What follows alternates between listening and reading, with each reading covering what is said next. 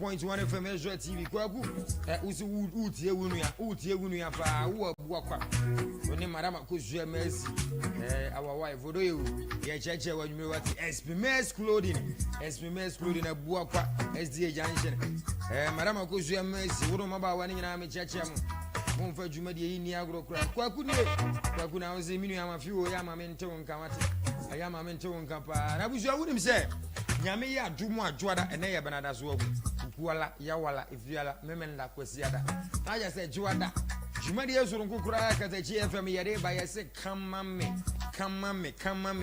eni ye ba be kan ye pa de amount o how be a da so amane be a da so be man ne wa fafuro wo so wonhwa wo no wo wonhwa mofra no be ma bia de wa ji usikari wo so odo asem ntimi nua ba 42 usikama be man na manadi aferi we ja wasi minu ya be ma won so ba bi atwufu nyan wo de ahye wani a fani nyina be pie mu kama me dwumade ne so wo ba fia se wan pafo woni na pamfo betena se anopa no ndu kosi awia dumienu adwara kosi fiare bia ye de dwumade yi ebre wo a enye fedi agro kra rentini shere su ye pa fama me kama me ye be ka e de amount ye be ka de amount ye pa mesra wo se so wo how bia na so pesa woni mpanimfo twetwe nkomo ana se kama me producer wo pesa woni na twetwe nkomo number no 0248 577065 0248 577065 let me address that number kama me abedwa fo na mpanimfo omo beje wo so na wo ha na amane be yeda wo so no Oma pass seven on Kumasi bre Eddie amount. Jumadi wo Fie Ne Fie drive show na me no ka say ya wo de fa phone na ko YouTube. Na ebo Katakyie FM TV, Katakyie FM no bobom. Bone for boom bam. So ati ase. Na what ntemu na de TV na to aso. Katakyie FM TV. We hu yen live e wo hono ma wo Fie Ne Fie drive show ye live. E wo YouTube no so wo kwa wada wo ma. No abo adoma no so no subscribe de amami. Na wa share eri ama onua bi no nzuzu ehun bi na so no nzu ahwe bi Katakyie FM yesi Anigyie Fie ya ba de ama asantema ya ba de ama Ghana man na ya ba de ama atwuma man in a more professional way Foundation of Christ Ministry Apostle Yimano Jemfi papa se nyame yi adomo a efiare bia no pa yempa ebokase anopa no ngochu kosi awia dumienu sanso na juada nwumre bia nwumre no nso kosi nwumre no nkono yempa ebo ya wada nwumre bia no nso kopem no nkono Bible studies na kwasi ada na nopa no nkono kosi na wi adumienu no anointing service juada nwumre bia no ndu kosi duba ko na dwono yene papa di ehyewa afidie so sanso na ya wada bia nwumre no ndu kosi duba ko yene papa di ehyewa afidie so memene da bia nwumre no nso kopem no ngotwe yene papa se di ehyewa afidie so na anopa bosuo no watie bi da ahomachi bia no num kosi no nsia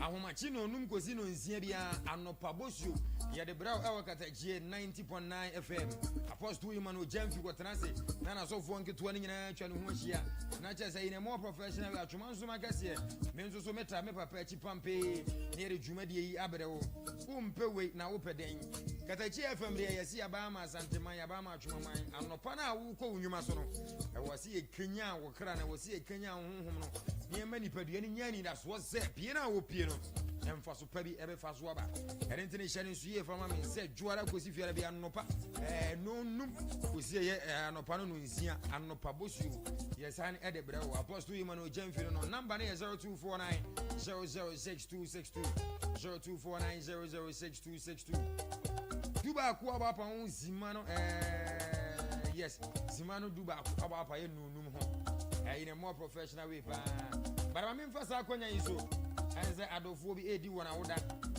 wonse nsoro makasi ye filu ye check so one wish ya eni ye ni wanya problem eni ntine na more professional we menso me wish o mo pa oba diner happy birthday to you at otwere ampon sho anu onyo kese won to nkwanem no ma enjira ni ye die emre wa brabom wo trade santa se trade Efie mi angasa mi producer DJ Kevin ho ana wose me mfasa happy birthday sunkun emfama oba diner na mi sho anu onyo kese ye papa sansana happy birthday enkoma sister Charity wo ye ebu akwa makro Sister Yamisha no nyoke se won tun kwara mu fam ya fi ba ko ori aka hu fi hu enye yishira enye yedi enye nkoso ene animunyam nko a birthday so kun Efie yankasa ya de nyina nana ya adepa no international adepa ze de adepa e wo so okodi holiday kakra so hu ene ntina Sister Charity unu ya adepa se yemfa konya yin so yemfa happy birthday so nko pa ma Yamisha no nyoke se no won tun kwara emfa maye ade etwato okura afo no Daniela, happy birthday to you. Yamisha no nyon kese. Oma wunyini ne beye panyini pa. Uko school happy birthday international school ya twanse. We free wangazangasa wo ma me wadie nyina. Madam Sewa say yemfa ye happy birthday sunku mfama ono ankasa ne doba Daniela. Uko school happy birthday twanse. Wose ne ban wo we hina we awoda pa. Wose Nyankopon nhira ne yedie ama no. Wose Nyankopon nhira. Ene ye za ahobambo ani nyini pa any sika bebre edi amane bana pa anything Daniela happy birthday to you, happy birthday to you, happy birthday to you.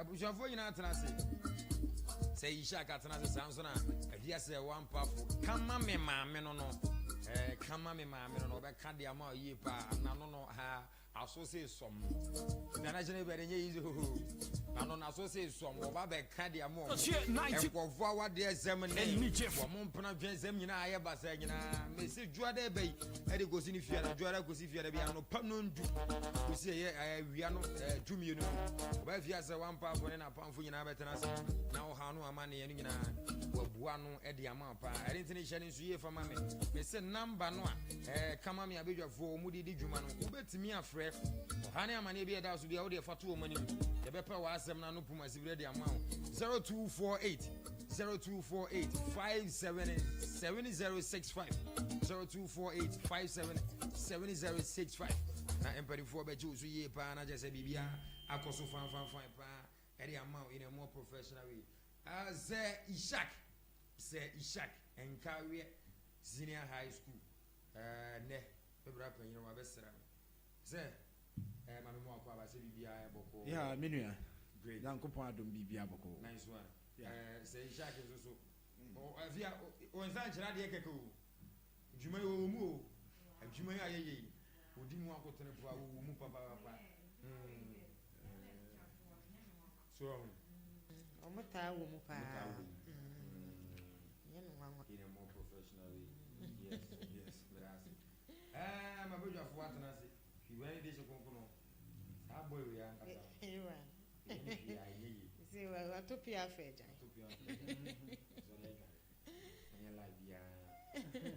I was your phone now, Apostle General, so they say, you say, they were traveling toward the avenue.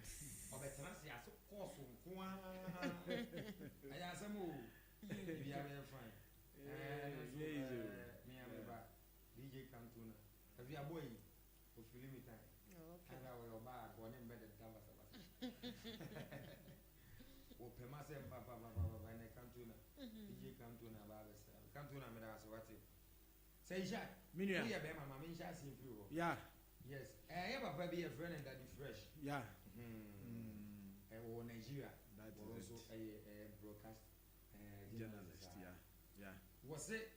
Don't marry a woman who can't give you monthly allowance. Now, I know I'm empty as here. Yeah. And what about don't give me my monthly allowance? I don't know.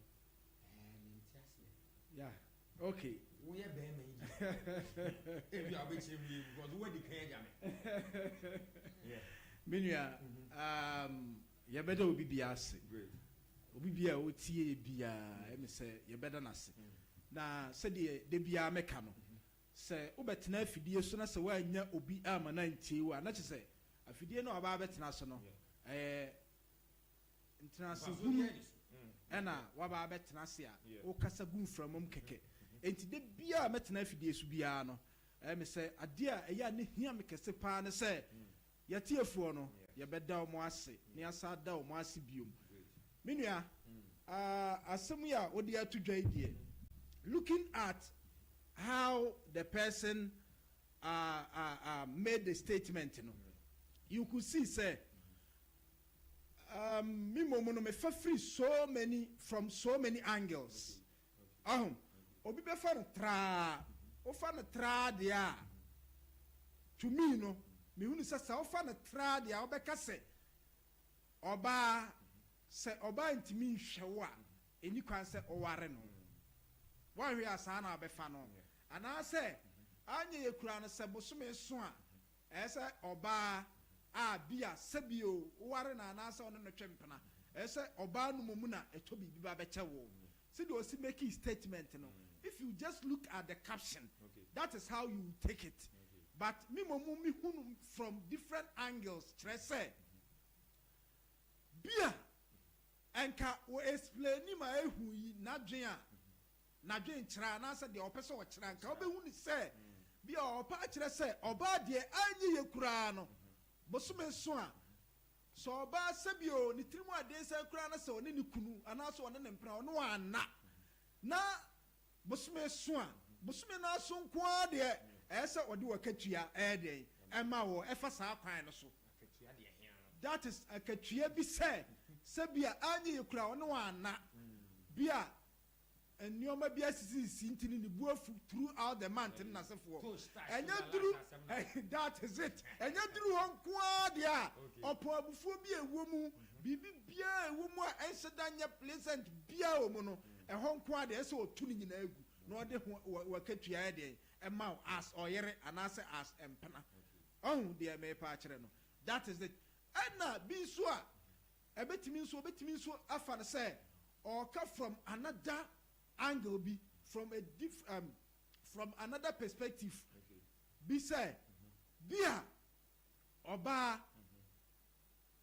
anyi yekura no wonu kunote almost kada bia wodi didwa wodi yewe wo so wo ye adwuma etino sabosume no so a anyi yekura no sabosume no aso no de ese so wutimi di bikura na skana wode ma ode bia na enseda enso man kwan no mu nyade eti hono de ese wutimi wusu wutimi support sabosume aso eti wusu pay back to ukunu no ama ono nso nani agye ahunu say ampa we ya de we ya oba papa a wuta na chi a daache de bia ono nso onam be bia ni trimu ni de say ono nso oba papa ya de eta na chi say de misika no minua mimom de that is the angles I'm taking it from if care will not be taken me who say do ono because of say ono ankasa ode ade no beto social media no what explaining to no bebrebe fa ne say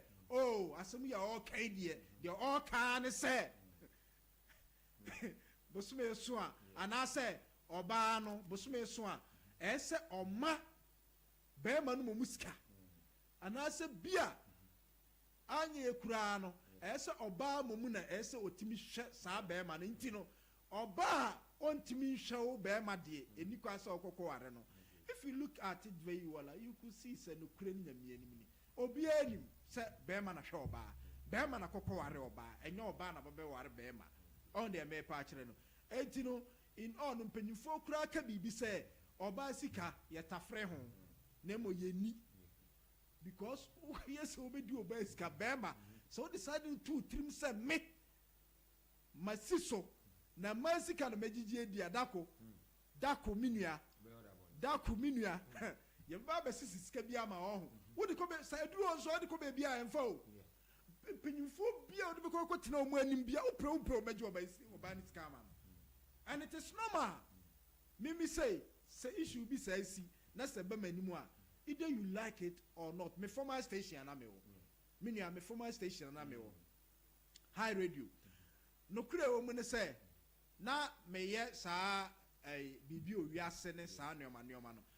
Saa asem ba na se asem na ekokwe se bema otio wonya adwuma emfa mo oba na oba mu na ehwe one na sefo. Eho ka kire bi anasem mato me nsa aba oba ene saa eho ka kire bi no wasam ye de say ehon ko ade me say wadi for either you like it or not so wasam ye de say ubedi for sa be ma megigi obadi me bubu oba megigi obadi saa neoma no eho so wasam ye de say eho kakra no ebe mu pe ubedi for enti be ma bia otie bia na me say ye educate amanfo ti be ma bia otie bia no onfanya futuo ena nwumre I think say minua say oba be ma on oba to na say oba no will be no or ma obi edi ase nka boni bi. Oh, there is nothing wrong with that. There is nothing wrong with that because even Quran oko Bible mu ne Quran mu a there are so many instances here oba weska no onu mom a sponsor be ma na aware no. Yes. Even if you go to Muslim for instance, they have a belief say utimi ware oba based on nisikenti. Yes, utimi ware oba because of nisikenti and our ware sa oba no. What I say, there is nothing wrong with that. Say oba ewoska, say oba ewoska no de ebua bema. Oh, there is nothing wrong with that. But and then ya sitra e woman nei. Your current your contemporary life here a woman. If you look at it very well, you could see say a man is slow because yeah, what go who say oh bua bema no na bema no se bi o di din samfo. And now the year no ma emfata ne na sefo. Enti enne no your modern ladies e omo ye ne omo tisisi ano. And you almost because obi kura beka say wo ba na wo kwa ko tu sika de ahwe obi hwe ni kura te won mo a but yo be ba mema nso ba ku mienu bi nso ho a menua minim be ma bi se sia on carry ha no ma oba enya no ho abotre bre no ase ehye na sia oba no memfa no say na afo efiri mu ena fi abronsan mu a ye wo no ba akopɛ na ba bedi ni nsam where say what they boa be ma no enam se be ma no so adwi mu da ho nti no wa boa ma ne uhu omu a omu ni haw omu tu kwan ko ba nyina omu ne omu ma mienu omu awo omu tu kwan ko ba nyina omu ni haw eti on say emema no edidem oh looking at this one no oba no ye lucky na okosia be ma sebiu adwi wo fi on the me pa kire no so say ukosia bibi sa dia fine but dodo no a mu de mani sim dodo no a mu de mani sim ti e ba no sa na ye den ama oba bi a ono nka o wa akoma pa bi so obetimi aye sa no na ye den ama no say obetimi aye den a pass through that tangent. Okay. Are you getting it? Yes. That is intimate mo mu de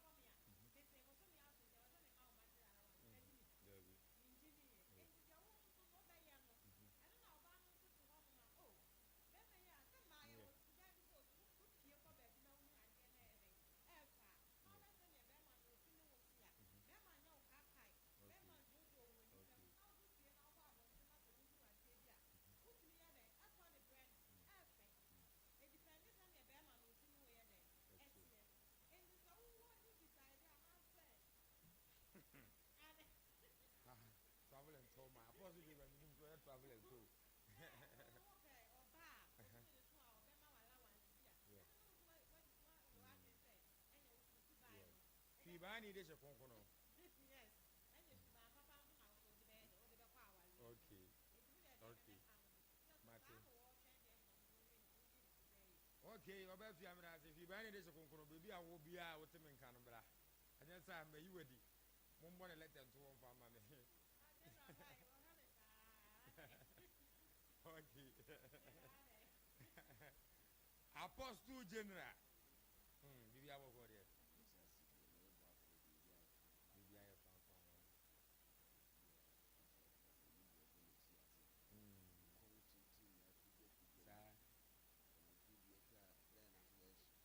Apostle.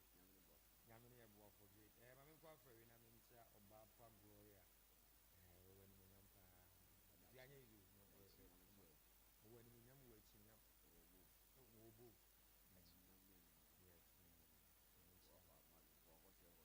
Mechiano I was Mechiano. Munok 89 Enterprise. Munok 89 Enterprise is a brand in channel ma POP or ma fibers or ma Andrew painting home champ. From bend pipes and then one your hardware and your man cutting this grinding machine. Yeah, more we finish it. Near ma plywood near ma cement. If you yes we read your man. Go in out of you are from junction on one. The whole man you did my near my papa. I have one so add up from train. It was 0544272080. 0544272080. Now it's 0541 3311099. 0541 3311099. Not BBI come 31 minutes past now the hour 5. Live on Katakyie 90.9 FM. You will YouTube. You stream me live Katakyie FM TV. Katakyie FM TV. Katakyie FM no. Bonnet boom. Oh, we Katakyie FM ni boom what in to me. Now the TV na for. Bring in live or on mobile. Any day na mobile self like subscribe. I don't mind no boss. Na extra movie to na on so. Any day na share. Empa Apostle General. My means I'm more covered you. Yamani and workers. Says we are a year now. Travel and plan. Says we are traveling to. For you say, who bird you, mamma? Cost no cross. And I there no issue now. You answer we.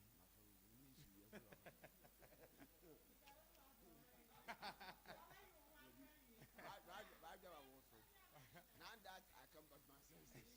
Go be to us. I come back to you. You ever see a papa everything? We need you. Mati Jolomura. When the master Abdurrahman or Montario was maybe a 2000 about the Viva Station. But once in a South supermarket for me, Mama, was one inch out no more. Apostle, yes, sir. Daddy Fresh is so what about no monthly allowance and the Soban. All is a what about it? Soban. You do my monthly allowance. Allowance and from the answer physical. And maybe I went to me back. Allowance is a car. Allowance is Cemetery. Hey. Obi, so much was sad. Yeah, allowance. Look at you, Baba said, I had enough money. Indirectly, sit down and yet, don't need the deal. Then I say, okay. Then I said, that mental allowance is what you man. And my idea of to be a tracker. And my to be a tracker. Okay. If you don't allowance them, a mood here. You were there with your band to be a chair. And it was a casino do to the amount. And you mind teaching a mood here in our 1 2 now, if I say, Sissika 7 or can for the infant south, Sissika 7 or can a necessary. The plan is said, American no money TV. Mamma is mommy and Sappy. Naga will to have any minute. Some in 2 days, rubber. 2 for them. Who is the Bible say? Remember, breast swap, you need to do a better reaction. I'll say that's all bad. How about Nankas? See, remember, breast, you need to do a better reaction. Boss, everybody is saying, how we know for kind. Now, but the Bible just said, remember, my bread, we made you on the bread and mobile. I only have to say, there's a man that bread is over. The man who said,